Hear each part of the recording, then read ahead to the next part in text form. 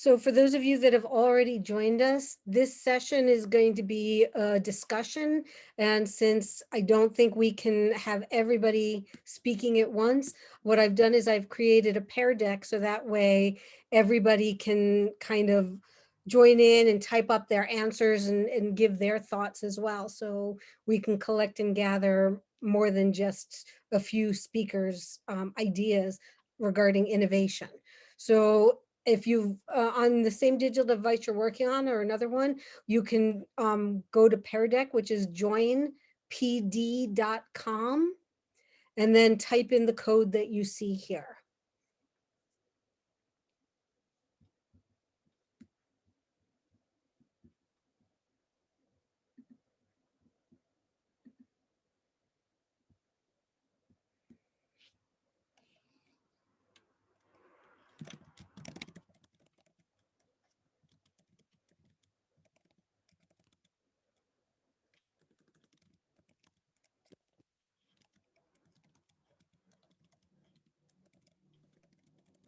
Hi. Oh, good. We can hear you. How's it going, Adrian? Good, thank you. How are you? I'm good. So, they say to be innovative, you need to be agile, and so we're being agile as a family. It's finally in Germany having some good weather, Oh, so good. the families head off to a lake, and I'm just calling in from the phone. All right, so for those of you that have just started joining, there is a pair deck, so you guys can participate. I see this group is not quite as large as our other group, so we may be able to have a wonderful discussion just with the few people that are here. Hopefully more will join. But you know, please feel free to enter the pair deck and to join that as well. So today's, and just in case you want to join later or somebody else wants to join in, the code to join the pair deck is always in the upper right-hand corner here. So today's session is basically a roundtable or a discussion about what innovation can look like. And it can be MYP, it could be secondary school, but I've been an educator for 20 years and there's got to be something better than what we do. So I want to start by introducing myself. For those of you that don't know me, I'm Barb Bilgre, and I'm the MYP coordinator at Horizon Japan International School.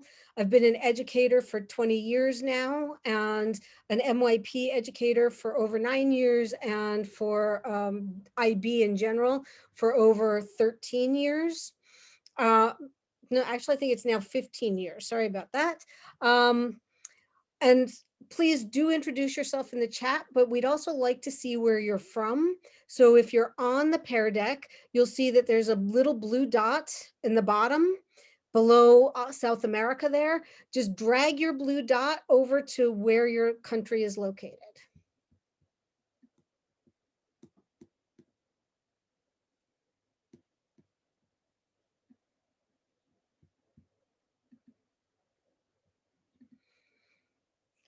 So we can see we've got people from Europe and people from India, and then there's me. All right. Well, welcome everybody, and thank you for joining this. So before we begin, I would like you guys to kind of just jot down in the pair deck or in the chat window, what is it that you're wondering in terms of the topic about educational innovation for MYP or secondary school?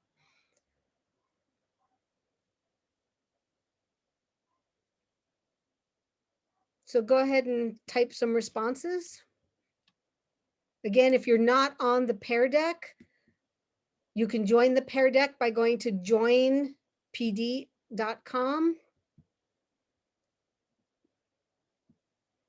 Sorry. And then entering the code that you see up here.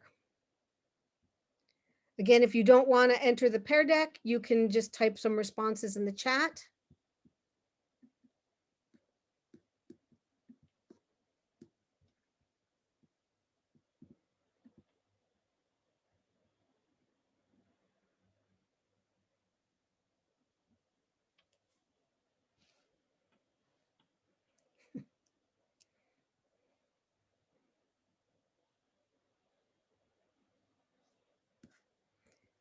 Great questions that are coming up.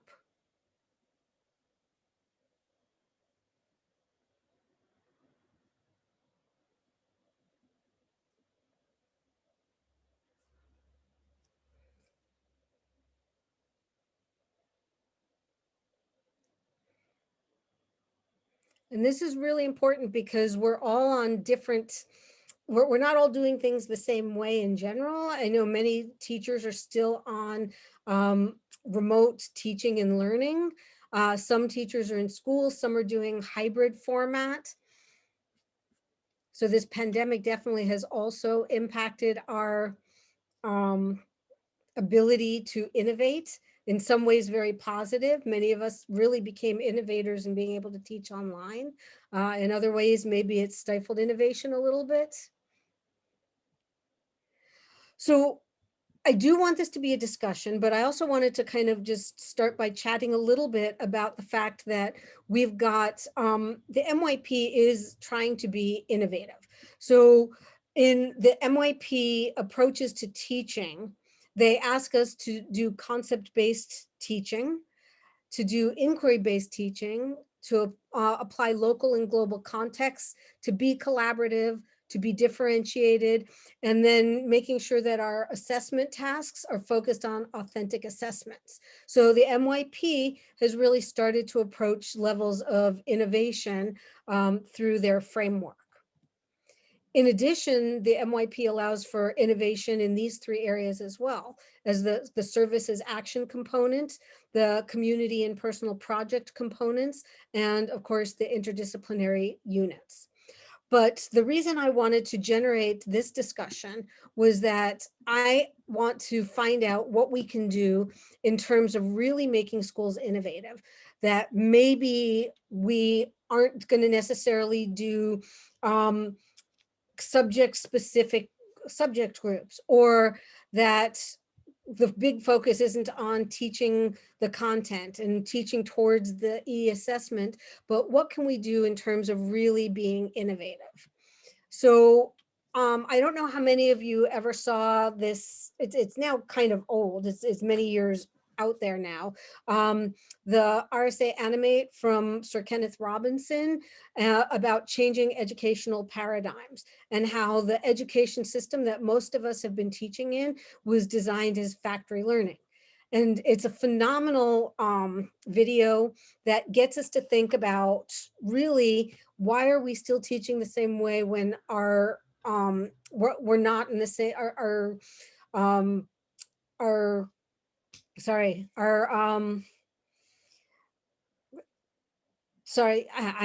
having, sorry, it's a late day, late weekend.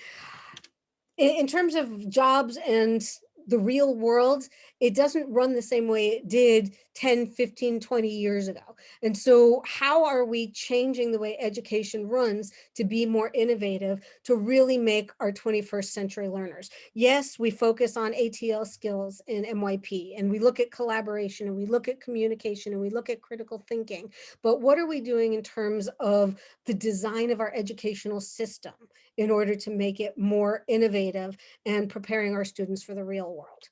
So this is kind of what I'm hoping that we can discuss and share ideas with each other and come up with ideas on how do we get off that conveyor belt of the factory education.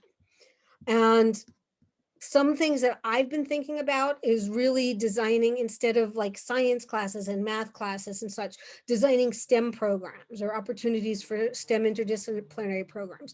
How can we make interdisciplinary teaching the norm in a school, as opposed to afterthought? And that, yes, we also have to include this in, but could that be a main focus?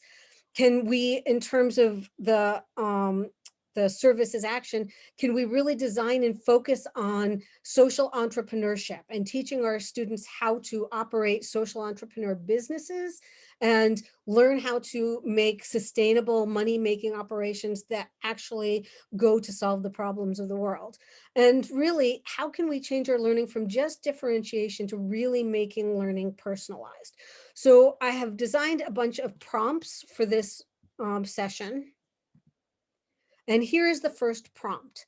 And you can either type your responses onto the Pear Deck here, or what you can do is I've created a Padlet and you can put your responses on the Padlet. I've shared the Padlet link earlier, but I'm going to copy it and paste it again. So you can type your responses in either location. So before we talk about what we can do, we want to talk about what are the roadblocks to having these real types of innovations in our schools.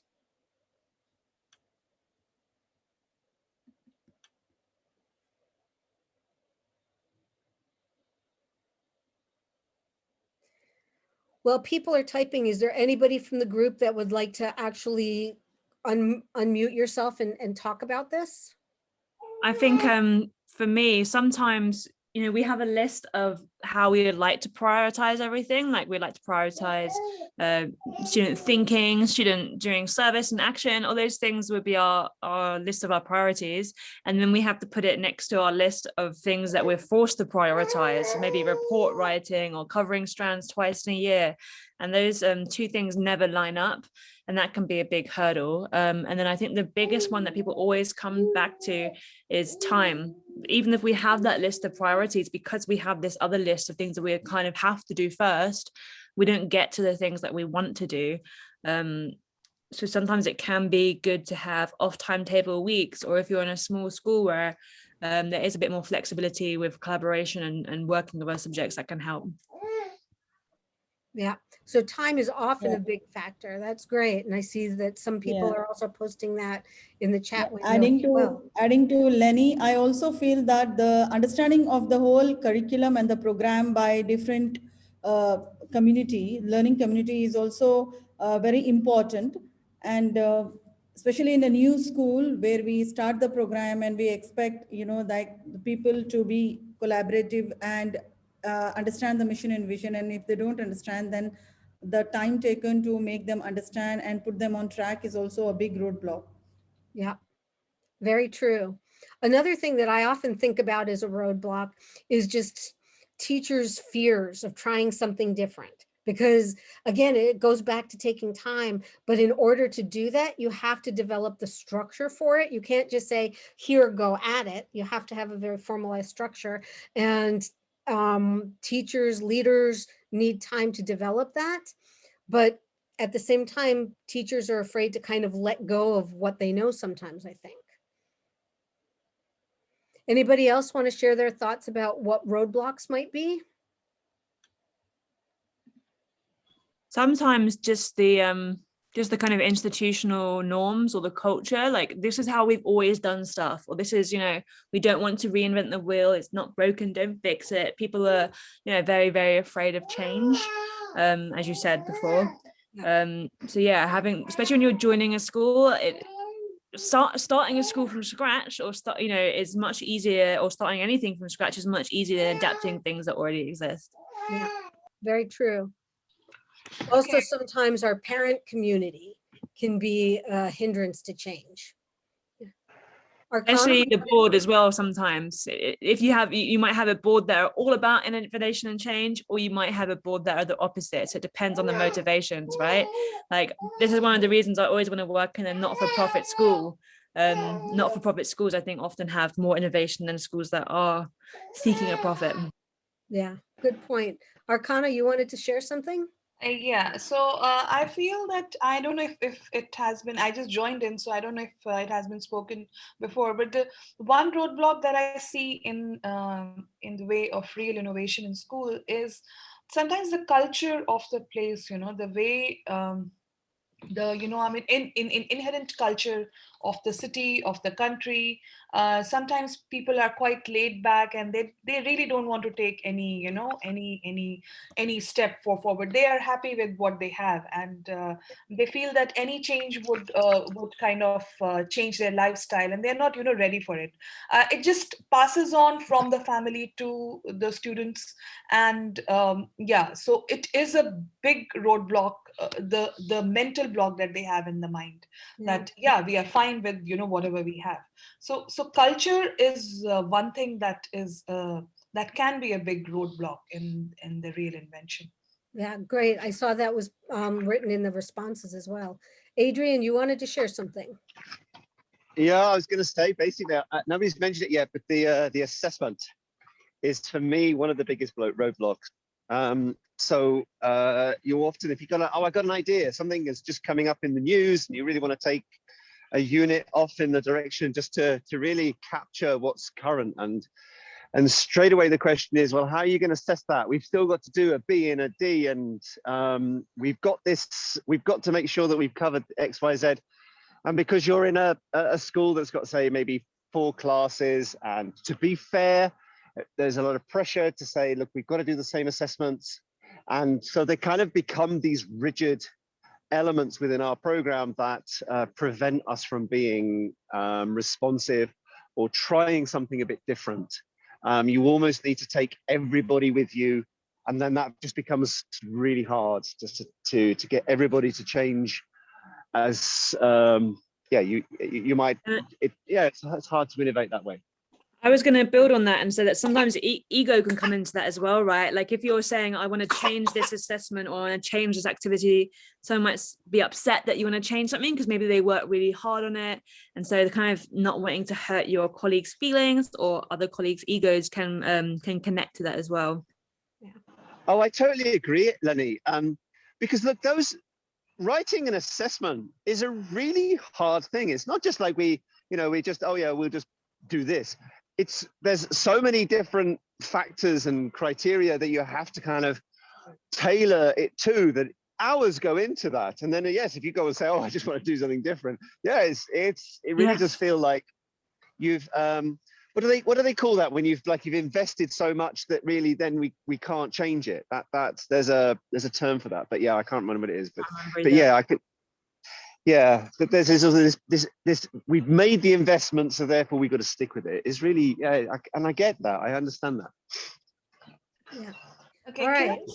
can I just add something to what Adrian was saying and Lenny was saying? So, when we work on personal projects in the school, till last year, our students, whether they are good in English language or not, they had to write the report, for 1,500 to 3,000 words. Whether they can articulate the great things that they have done, it doesn't matter, So yes, it was a big roadblock. Assessments are definitely a big roadblock. And when you take one path, I'm happy that things have changed now, and the personal project can be done in a greater student AA agency has come in.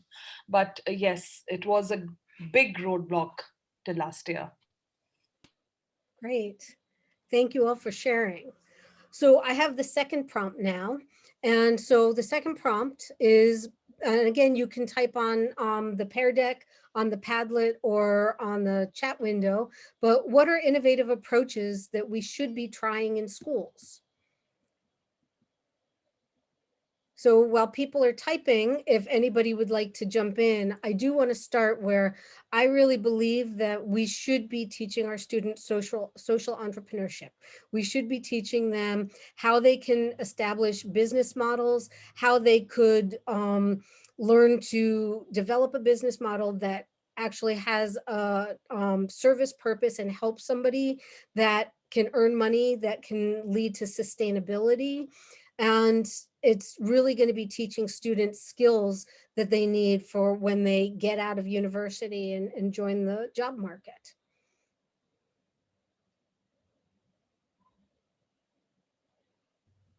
Yeah, I think one of the most important things is of MYP is the ATL skill set. And we have to teach students to think creatively and innovatively, and also address the problem always, to seek solutions collaboratively. That is one big thing. And, it is all about, as you said, social entrepreneurship, and also it helps in developing the other skills as well. Yeah. I see that Sam had said that unit planning should have at least something that is interdisciplinary. in it, that we should always be looking how to make things interdisciplinary. Let's Oh, take a can look I at- jump in there? That's my hobby horse. I think Please. yeah, I love that. So what I'm constantly doing is, as I get up to a unit, I'll run around to all the other subjects and say, listen, what can we do? What can we do? And even if it's just for like, you know, it's not for an entire unit, but it may be 2 or 3 lessons, we find some way of actually connecting the 2 subjects. And then it's not too disruptive. It's not having like entire unit replans, but just this. So I waste these lessons where I'm meant to be covering X, Y, Z in order to make sure I'm ready for this particular assessment. And so let's just go off on a tangent. And the kids actually have really been appreciating that, even if it's not sort of working on the unit task. They love these like diversions. Yeah, great. I agree. I'd love to hear from the person who said, throw out the timetable. What do you mean by that? Because I'm kind of been thinking along those lines as well. So that was me. So a range of things, from having a completely collapsed timetable for a week or for however long, to do interdisciplinary or transdisciplinary sessions. Like we've had ones in my old school where it wasn't like an interdisciplinary that teachers had planned between 2 subjects, but it was like a shared theme across all subjects, and students can sign up to individual workshops from different it wasn't even really different subjects, it was different teachers leading things that they were interested in, so it wasn't even really subject focused. And then at the end they would come together picking some of the things that they had learned for a performance or for a presentation. And then we also did something similar in the school I worked in London, where we had the same theme for all of our units at the beginning of the year. So the very first, when the school first opened, every unit and every subject was focused on the theme of diversity, and we explored that within our own subjects. But then we also had a lot of off-timetable sessions. So we did like a big scavenger hunt in the area.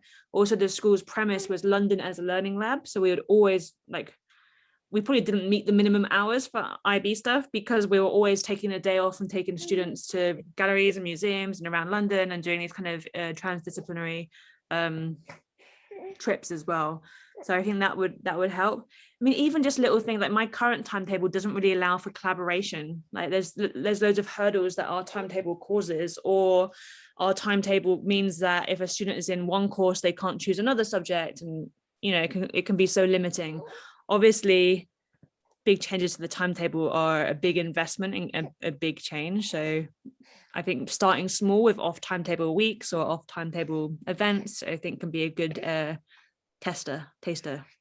Yeah, no, I'm in full agreement. You and I, Lenny, have been chatting back and forth about how we can start implementing themes in our schools, that way everybody can be focused on something similar.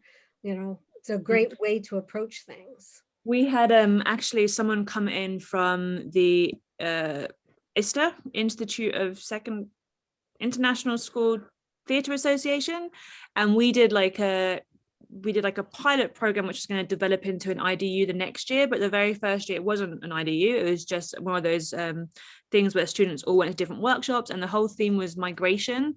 And at the end we had like the auditorium was like an exhibition of showing all our evidence of learning, and we had students who had made these beautiful like blackout poems by like cutting up old books. We had other students doing I don't know, performances. Like it was so interesting, because it was not only that they could choose any way to show, they could choose different disciplines to show their learning, but it was all student agency focused, student choice focused, and that was really, really cool. And I think that theme of migration, when you think about migration, often you think, okay, that's INS, but it was so nice to kind of throw that theme, which normally is associated with maybe 1 or 2 particular subjects, and put it out there for everyone.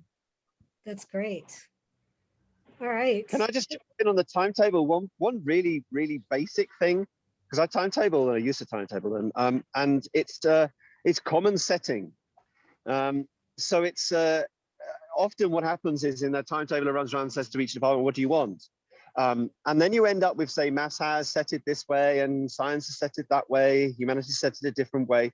And then when you realize that you've done all of that, you realize that collaboration in terms of crossing over just becomes really troublesome, because you're like, well, I've got I want to collaborate with individuals and societies, and unfortunately I've got 3 different groups here.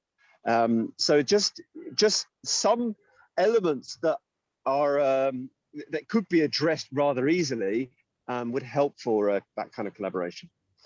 I think something that's linked to that as well is the number of preps that teachers have. So I think sometimes, you know, schools want to have like different teachers teaching math in grade 6, so there's that collaboration happening, but actually that ends up meaning maths teachers might have 5, they might be teaching 6, 7, 8, 9, 10, having 5 different preps, whereas maybe flipping it and having the kind of model that I think is more similar in America, where one person is responsible for maybe grade 6 math, one person is responsible for grade 7 math, and that means that they can just focus on their one prep, but it also means that they can make connections with other grade 6 teachers instead of just collaborating with other math teachers. So I think that those amount of preps can be a big barrier to collaboration and learning as well. Good point. Yeah. All right. So those were some really great ideas. So I've got a third prompt here, and this would be more of a focus on personalizing learning.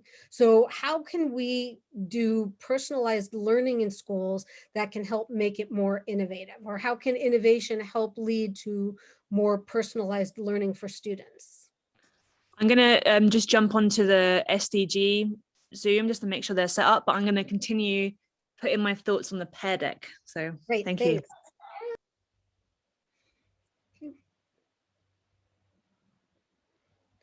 Does anybody want to share an idea of this? I know there are many schools that do something like a Genius Hour or 20% time prior to the personal project in MYP 5. And I really often wonder with MYP why we wait till MYP 5 to let the students work on a personalized project. They do it in grade 5 or, you know, the last year of PYP and then the last year of MYP. But why aren't we building this up for them and giving them these opportunities in MYP 1 through 4 to practice those skills and to kind of explore their passions? Yeah, at our school, we have something called clubs, which we offer students, and it is a student choice, student agency, what they want to choose. And through this, we see that, you know, like students are fully supported in what they want to do. And there are different kinds of things that the students do and present. So I think it is a very good opportunity for the students. One is the clubs are offered throughout the MYP, so they get to meet different students of different years, and, you know, like they collaborate, they think, and they discuss, and the products that they come out with is really amazing in terms of different areas of action, and also some, you know, kind of subject related things as well. What would be some examples of these clubs that the students join? Yeah, we have a greenhouse at our school, and the students, you know, like thought about growing lettuce, and this lettuce was sold to the school canteen, okay, for sandwiches. And the money generated, again, they used it in art projects to make it a big kind of art exhibition, and they sold those art pieces. Here in Bahrain, we have a very good culture, and then the money that they generated from that, they donated to an orphanage. So which was a kind of starting from very little to going big. So that was a big thing that was done by different students working in different clubs. That's great. And that was very interdisciplinary as well. Yes, yes. Great. And it is fully supported by the teachers. And we are also a UNESCO school. So it also, we also get connected to that organization as well. Great. Himaditya, I'm not sure I'm pronouncing your name correctly. Yes, you're saying it absolutely fine. It's Madhya. And what I think in my observation in my classrooms, I've seen that there are some students whose skill set and their interest in the particular subject matter is so at an expert level. They do a lot of research. I just remember a few days ago, I was teaching a class and a student asked me about some experiments which he has done on plasma, the states of matter, plasma, and he was asking about Bose-Einstein condensate, and this was a grade 6 class. Over there, if I try to explain it to the whole class as a whole, then it is impossible because all the students are not at the same skill level and they have not done the same amount of research work. So what I plan to do or what I think it should be done is that for such students that they should be taught separately. Even for it is true for those students also who require more help to understand or to develop their skills, who require more time. They should be afforded that time. They should be given that much time. So we need to come up with such a way that this, like if you teach a class as a whole, you need to make based on your own self judgment that how you are going to approach a topic, whether you're going to teach about plasma to the whole class or just the few students who have that inquiry, and would you address that. So I think in that way we can all innovate and make our classrooms more open to questions and inquiry from students. That's really great. And that's what you're talking about is really well done differentiation for the students within a class and an approach to that. And that also can lead to student agency with the voice and choice of what they're going to focus on as well. We could include them in those discussions. Yeah, and I think let's just be. I'm very loose with my assessment criteria. So if a kid comes up with something, I'm always going to be yes.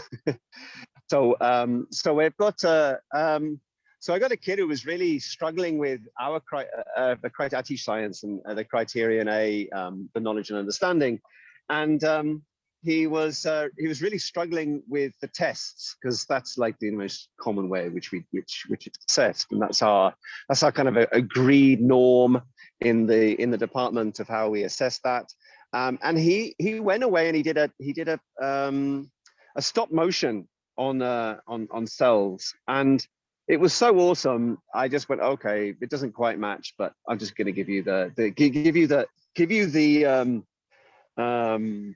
equivalent grade for the understanding. And I think if we could just be a bit rule breaky, I think we can actually see much more of this.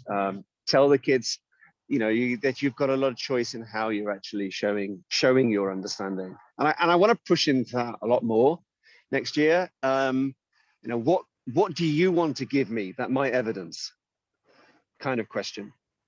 Yeah, no, I think that's great. And one of the things I do when I do give a test, tests are not my favorite thing to do in MYP, but if I do have to give a test, I'll always have the last question on the test.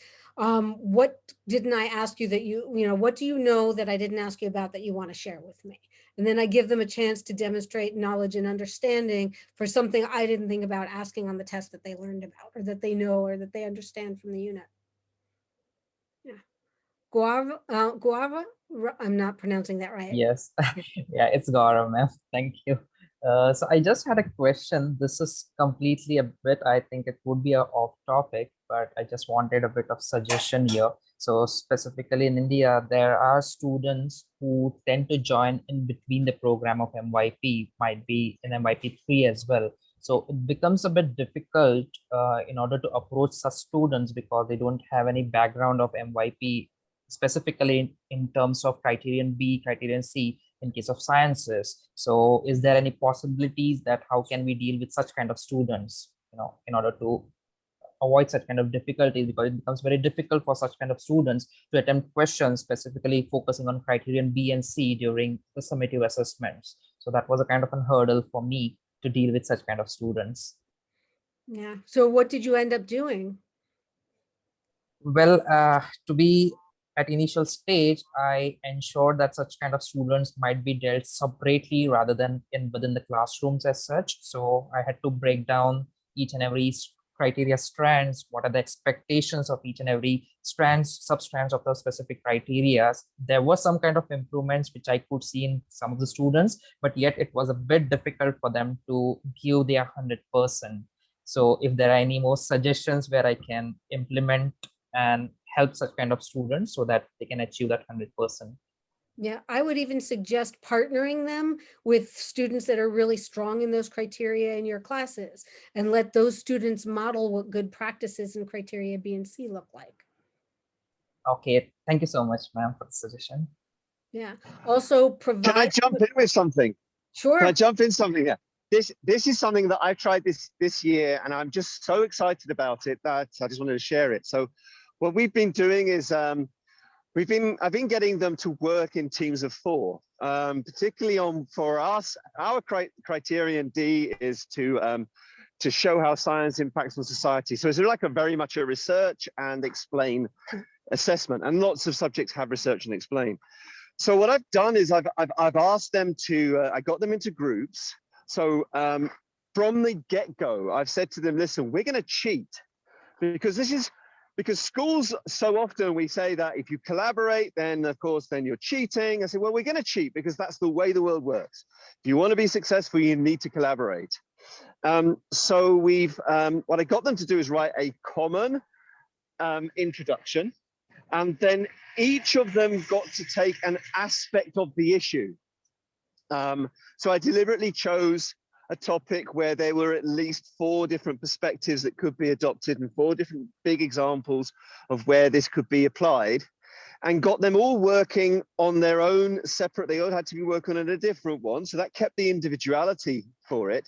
But then they were kind of peer assessing, and they were supporting each other with how does the concept that they're picking up in their piece of research help the others in their research. And what I've got out of that is a really high quality single essay, and they've all lifted each other up, and it's just been amazing. And all the kids, the feedback has been absolutely top notch in terms of, yeah, it really helped me understand it. So, and you can tell it's still in their students' language. You can tell that individuality out of it, but it's just been really powerful. So yeah, leverage cheating, leverage collaboration. It's a really powerful tool. It's how humans learn. Yeah. Yeah. No, that's really great. Very exciting that you did that. All right. One other thing I wanted to say in terms of how to support those new students to you, have exemplars from previous years of what quality work looks like. And I'd even have some exemplars of what work is not so good, so the kids have something to model their work on. Yes, definitely. Thank you so much. Okay, let's move on to prompt number 4. And for prompt number 4, we're looking at, should secondary schools still be divided into distinctive subjects? Or really, should we be moving more towards this integrative approach where we focus on STEM stuff, or we focus on literacy and approach that through different subjects, and really try to break down the barriers of, subject-specific classes? So I'm curious about your thoughts on if we should be doing that and what it might look like. Yeah, I think breaking the barriers of the subjects is more beneficial to the students, because it will allow them to think realistically. Because in the real world, we don't find subjects. We find problems, which is a mixture of different subjects. And students need to apply their understanding to resolve and find possible solutions. So I think, breaking down the barriers of the subjects, but yet giving them opportunities to explore concepts which are age appropriate is very important.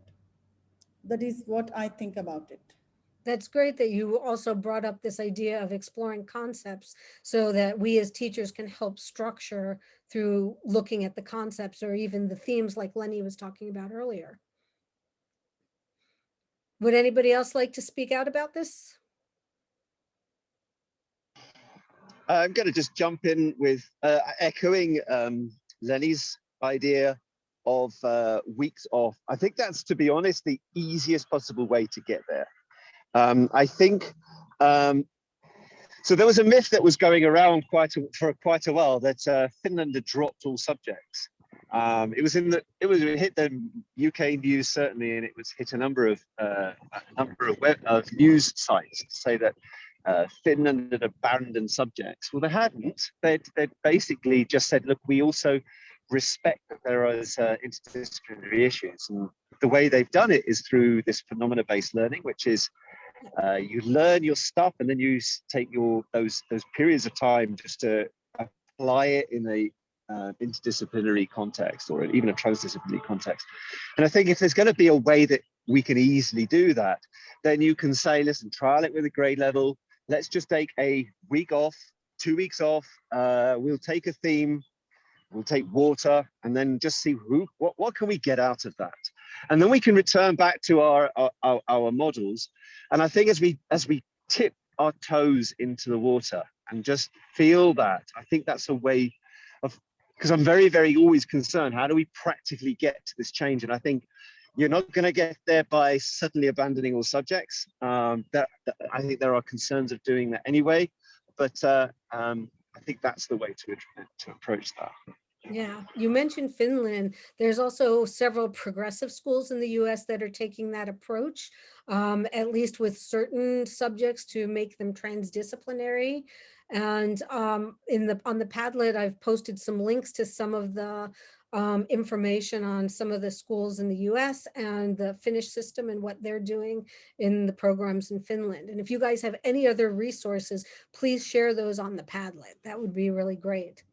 Would anybody else like to talk about this particular prompt, or do you want to move on to the next prompt?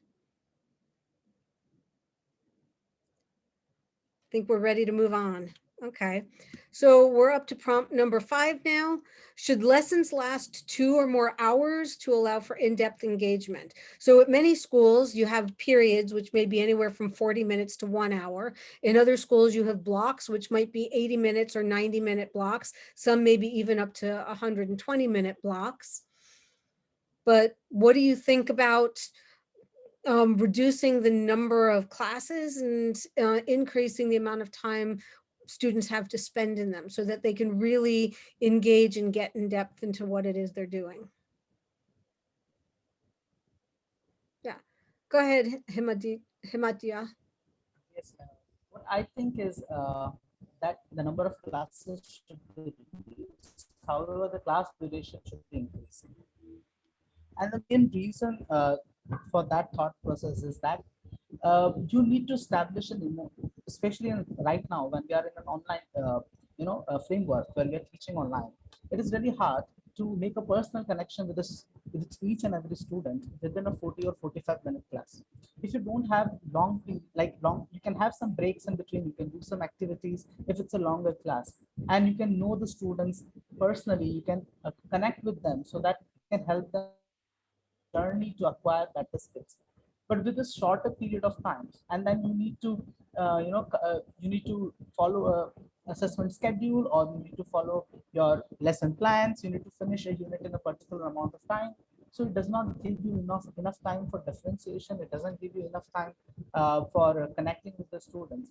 So I think the class timing should be much larger. I think around 90 to 120 minutes is, I think, much more appreciable, with some breaks in between, 5 to 10 minute breaks in between. Yeah. Some of you were in that science session with me, and did you guys feel like an hour was enough time to really delve into what we wanted to cover? Can you imagine with this, and that was an hour, can you imagine students with 40, 50-minute classes, and just as they're getting going, they have to switch gears and switch to another class, huh? And of course, you cannot give equal opportunity to everyone to speak. There are some students who are shy and do not participate much in the class, in a classroom setting when the teachers change after every 40, 45 minutes. When it's a longer class, you can prompt the student, you can give them time to think and organize their thoughts so that they can speak or they can share their viewpoints, which is possible in a shorter duration class. Yeah. I feel that there should be a combination of long hours and the short hours, also to give an opportunity to other subjects also to have the benefit of, extending their time. So it should be a combination, and that really helps well for the students. I completely agree with Himaditya on this. Yeah. Do any of you have a timetable where you have longer and shorter blocks, or are any of you on period timetables or on like a block schedule? We are hoping to develop one for the next academic year. Because of these online sessions, the teachers feel that they need more time for certain concepts. So we are just, on the way of planning something. So once it is done, definitely, I will definitely share. Yeah, go ahead, Guava. Yes, ma'am. So actually, we had a block sessions when it was a bit of an offline session where block sessions were really important when we are doing a kind of a lab activity where half an hour session wouldn't have been possible. But since it's an online session, our classes tend to be in the range of 40 to 45 minutes. So might be as we move on to an offline session, we might often have a block session of 1 hour or one and a half hour that gives enough time for us to cover topics as well as the lab activities, which gives more insights on the topics which we are covering. Yeah, currently our school is 40-minute periods, but for sciences, arts, design, and PE, there's one double lesson, so 80-minute block that the kids get per week. But next year, we're moving to all lessons being 80 minutes in MYP. Yeah. All right, let's move on to the next prompt then. So prompt number 6, how do we initiate innovative change in our schools? We've talked about roadblocks. We've talked about how difficult it can be. We've talked about things we might want to see. And again, this is brainstorming. Let's throw ideas out there. What is it that we can do? Like, for instance, for next year in my school, I told you we're moving to block scheduling. And then what we're looking at is also adding at the end of the day, what we're calling a core period, and then offering opportunities in that.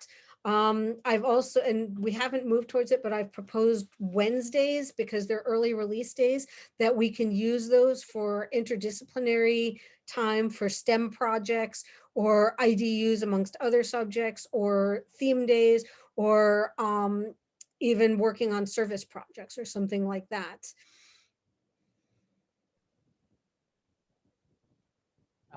We in our school we have like Mubin was telling you about some different clubs which were there.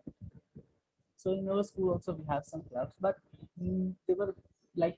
they were framed in such a way that they were related to a subject or another. Like for sciences, we had an explorer club which dealt with science activities and doing some projects and something like that. And then for English, we had some club, a literary club or something like that. So what we are trying to do now is come up with new clubs which are much more skill based, in which all the 5 skills which are in the approaches to learning, they can be applied simultaneously. Like we have a MUN club. So the students do research, they present their ideas and they communicate them. They analyze the data which they have gathered. So in such activities, when they collect and collaboratively work, like all the skills, they employ all of them together, then they learn more. They get a practice on how to use those skills in real life scenarios.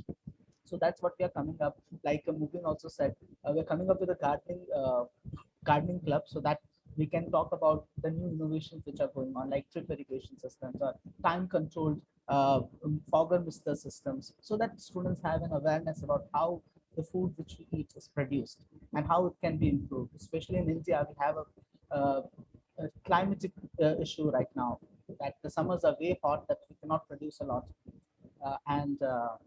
Also, we have suggested our faculty members to write and especially the personal project supervisors which are there, to write a personal project by themselves. So once they will compile the personal project, they will get to know what are the different criteria and how to achieve them for a better level. So and they can help the students in a much better way if they know what to do. So yeah, we are trying to do these things. That's great. Would anybody else like to share? I think, Actually, I agree with. Yeah, ma'am. Go ahead. Go ahead. Yeah. please go ahead. No, I was just saying I agree with Himaditya. Introducing these co-curricular activities or clubs is a good encouragement for the students. In fact, in our school, we have this science project competition sort of thing. So that also motivates them, inspires them to work harder and come up with very good projects as such. Yeah. On a lighter note, if I have a very flexible and accommodating coordinator, things will be fine for me to implement such changes. Yeah. Yeah, going back to leadership, I think the leaders should be more entrepreneurial in nature and give, provide enough agency to both the teachers and the students. to come up with some innovative solutions and give them some, like opportunity to start and observe and experiment and see how it works. So with that, we can have a pool of ideas that will help our unique context. Great. And can I just ask, what would that look like? Because I agree with you, leaders have to provide those opportunities for teachers and students. What do you think it would look like? What would you ask them to do for you? For example, like talking about the timetabling thing, we as a school, we tend to focus, on, like tightly scheduling the timetable and focusing on, okay, only 4 periods per day, and it should be scattered in for the teachers also, and only 1 collaborative meeting time. So if we give agency to the teachers, and we often see that teachers out of the school, they meet and plan for special events or for some special things that they want to work and come up with differently. So the similar thing, if we give them an opportunity and come up with ideas and implement that to bring a change in the school timetable. That is one part. And for the students also, if we give them agency to try out something new, innovative. Suppose in grade 9 and 10, that is year 4 and 5, we have a lot of electives. Okay. And some students, they want to just be with their friends and then they choose those subjects. So giving them opportunities to try and manage their time will definitely help not only improve, like the structure, but also the learning and the outcome of it. That is what I think, being more agentic and giving more, like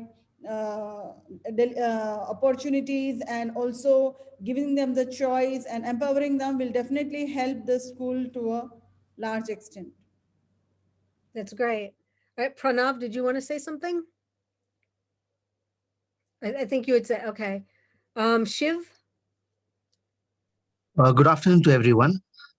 Basically, when we are talking about innovative change, for example, let us say we are basically a hill-based school. So what we are trying to do is we try to, for example, let us say you may be at your any different places. For example, let us say you are in Delhi. So maybe in Delhi there are surrounding some 8 to 7 schools where we can collaboratively we can make any kind of a event or something such that you can each and every school can give their contribution, like 2 children from each school, they can give you any kind of a collaborative project, so children will interact between these schools and children can have a great session. Great, thank you. Himadita?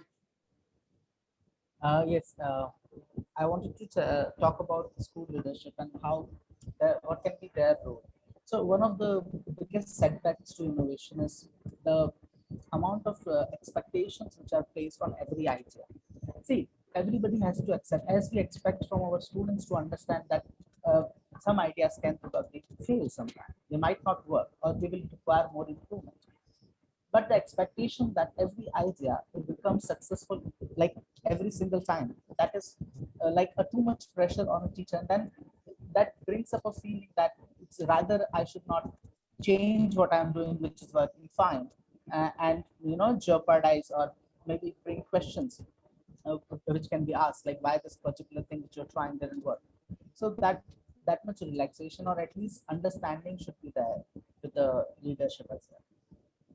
Great, thank you. Adrian?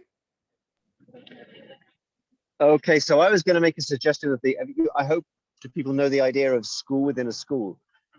So really, I think those are really good ways to actually support innovation, of allowing teachers to group together with an innovative idea and trial it, give them lots of space. And so if you've got say 3 teachers from 3 different subjects who say we want to try something a bit different, give them space to do that, and sort of I think that's a really good way of doing it. So this school within a school.